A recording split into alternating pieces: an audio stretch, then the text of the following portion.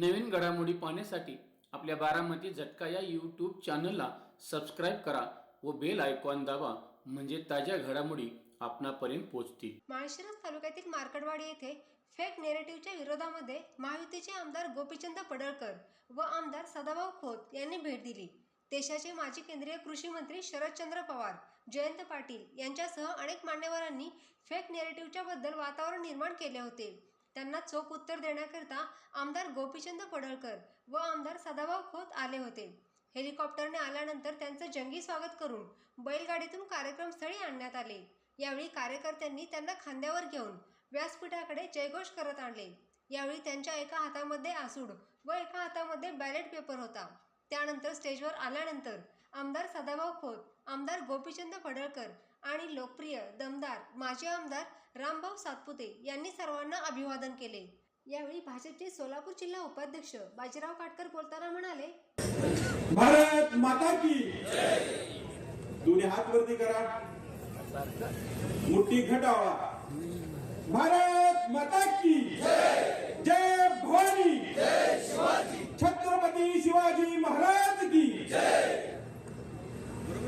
आज या ठिकाणी मार्कडवाडी गावामध्ये गेल्या 4-5 दिवसांमध्ये जो बाहेरच्या लोकांनी येऊन या ठिकाणी जो तमाशा मांडला, या तमाशाला उत्तर देण्यासाठी या ठिकाणी आणि स्वाभिमानी जनतेला, मार्कडवाडीच्या गावातल्या स्वाभिमानी जनतेला आधार देण्यासाठी भारतीय जनता पार्टी व महायुतीच्या वतीने या ठिकाणी सभेचं आयोजन केलेलं आहे। या ठिकाणी व्यासपीठावर उपस्थित असलेले माळशिरस तालुक्यातील स्वाभिमानी जनतेला या ठिकाणी आधार देण्याचं काम ज्यांनी गेल्या 5 वर्षामध्ये केलं आणि माळशिरस तालुक्यात नव्हे तर महाराष्ट्रामध्ये ज्यांना आरोग्य दूत म्हणून समजलं जातं, असं या ठिकाणी लाडकं नेतृत्व माझे आमदार थोड्या दिवसांमध्ये तेही आमदार होणार आहे, असे आपले सगळ्यांचे रामभाऊ सातपुते। त्याचबरोबर या ठिकाणी उपस्थित असलेले माळशिरस नगर परिषदेचे माजी नगराध्यक्ष डॉक्टर अप्पासाहेब देशमुख, त्याचबरोबर या ठिकाणी उपस्थित असलेले सर्व व्यासपीठावरील सर्व सन्माननीय नेते, या ठिकाणी समोर उपस्थित असलेले मार्कडवाडी गावातील सर्व स्वाभिमानी जनता, त्याचबरोबर उपस्थित असलेले सर्व भारतीय जनता पार्टी व महायुतीचे सर्व सन्माननीय पत्रकार बंधूंनो, माळशिरस विधानसभेची निवडणूक झाली। या निवडणुकीमध्ये महायुतीचे उमेदवार म्हणून रामभाऊ सातपुते या ठिकाणी लढले। या ठिकाणी निवडणूक लढत असताना रामभाऊ सातपुते हे फक्त विकास कामावरतीच मतं मागितली, विकास कामाच्या जोरावरतीच या ठिकाणी निवडणूक लढवली गेली।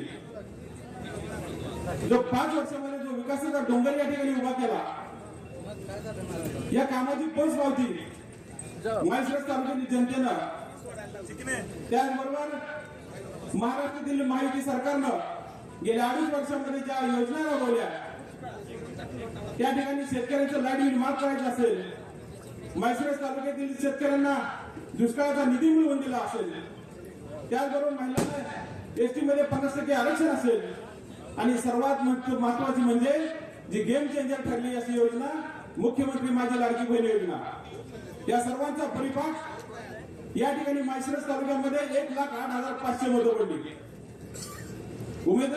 विरोधी उमेदवार काय सांगतायत, 5-10 हजार मतं पडतील। त्यांनी आत्मपरीक्षण करायला पाहिजे की रामभाऊ सातपुतेने गेल्या 5 वर्षांमध्ये तालुक्यातील असं एकही गाव नाही की ज्या गावामध्ये कमीत कमी 5-10 कोटीचा निधी दिलेला आहे। महाराष्ट्रातल्या लोकांना, जनतेला किंवा भारतातल्या लोकांना माहित नाही मार्कडवाडीमध्ये गावामध्ये काय केलेले। रामभाऊ सातपुतेने गेल्या 5 वर्षांमध्ये मार्कडवाडी गावासारख्या या ठिकाणी 21,89 लाख रुपयाचा निधी दिला। या ठिकाणी रामभाऊ सातपुतेंना जनता दरबारामध्ये भेटताना कधी कुठल्या शिफारशीची गरज लागली नाही की त्या ठिकाणी त्यांनी कधी कुणाला म्हटलं नाही की तू कुठल्या जातीचा आहे, कुठल्या धर्माचा आहे किंवा कुठल्या पक्षाचा आहे। हे त्याचं काम केलेलं आहे। या ठिकाणी आरोग्याचं माळशिरस तालुक्यामध्ये एवढ्या मोठ्या प्रमाणामध्ये काम केलं आहे आणि याचीच पोचपावती म्हणून या सर्वसामान्य जनतेला या ठिकाणी या निवडणुकीमध्ये रामभाऊच्या पाठीमागे कोणता मोठा नेता नव्हता, परंतु ही समोर बसलेली सर्व तालुक्यातील सर्वसामान्य जनता होती आणि या जनतेनेच या ठिकाणी रामभाऊंना मतदानाच्या रूपी दान दिलं। प्रत्येक गावामध्ये पुढाऱ्यांची पंचायत झाली आहे। पुढारी प्रत्येक गावामध्ये आहेत, परंतु रामभाऊच्या पाठीमागे जनता गेली आणि पुढारी एका बाजूला राहिलं. तीच परिस्थिती मार्कवाडी गावामध्ये झाली. मग आता नेत्यानं दाखवायचं तोंड कसं? म्हणून हे खापर पूर्णतः ईव्हीएम वर फोडलंय. मला सांगा, ईव्हीएम यांनी लागू केलं कधी? केंद्रामध्ये काँग्रेसचं सरकार असताना लागू केलं. ज्या वेळेला त्याचं सरकार सत्तेत होतं, त्या सत्तेची मजा त्यांनी घेतली पूर्ण ईव्हीएम वरती. आणि या ठिकाणी आता सांगायला लागलं की ईव्हीएम मध्ये घोटाळा झाला. जगभरातलं कुठलेही तंत्रज्ञान आतापर्यंत त्यांनी आणलेलं नाही किंवा सिद्धही करून दाखवलेलं नाही ईव्हीएम मध्ये घोटाळा होतो म्हणून. फक्त बोलायचं वाद आणि बोलायचीच कडी, असंच त्यांचा प्रकार चालू आहे. कधीतरी त्यांनी अपयश पराभव स्वीकारावा. या ठिकाणी बोलायला भरपूर आहे, परंतु मार्करवाडी गावातल्या सर्वसामान्य जनतेनं जो स्वाभिमान दाखवला, या ठिकाणी या जनतेच्या पाठीमागं माळशिरस तालुक्यातील नवीन महाराष्ट्रातील सर्व भारतीय जनता पार्टी माहितीचं सरकार खंबीरपणे उभं राहणार आहे. या ठिकाणी मी एवढंच बोलतो, थांबतो. जय हिंद, जय महाराष्ट्र.